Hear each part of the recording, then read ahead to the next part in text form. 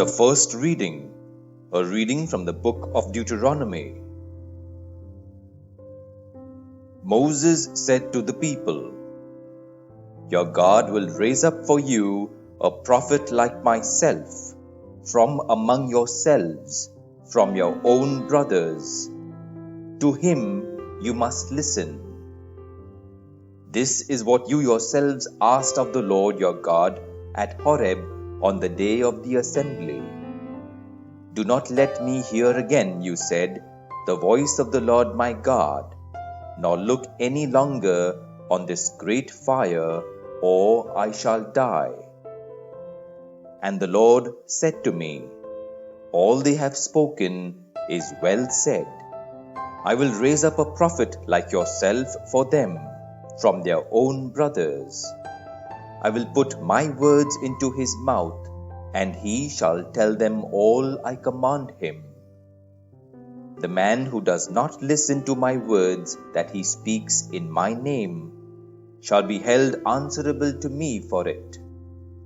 But the prophet who presumes to say in my name a thing I have not commanded him to say, or who speaks in the name of other gods, that prophet shall die.'" The word of the Lord. Thanks be to God. The second reading, a reading from the first letter of St. Paul to the Corinthians.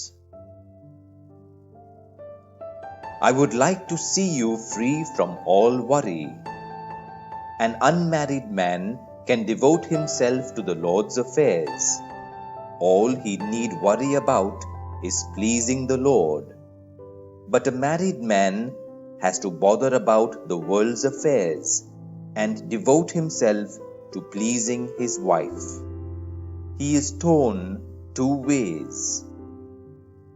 In the same way, an unmarried woman, like a young girl, can devote herself to the Lord's affairs. All she need worry about is being holy in body and spirit. The married woman, on the other hand, has to worry about the world's affairs and devote herself to pleasing her husband. I say this only to help you, not to put a halter round your necks, but simply to make sure that everything is as it should be, and that you give your undivided attention to the Lord. The word of the Lord. Thanks be to God. A reading from the Holy Gospel according to Mark. Jesus and his followers went as far as Capernaum, and as soon as the Sabbath came, Jesus went to the synagogue and began to teach. And his teaching made a deep impression on them, because, unlike the scribes, he taught them with authority. In their synagogue, just then, there was a man possessed by an unclean spirit, and it shouted, "What do you want with us, Jesus of Nazareth?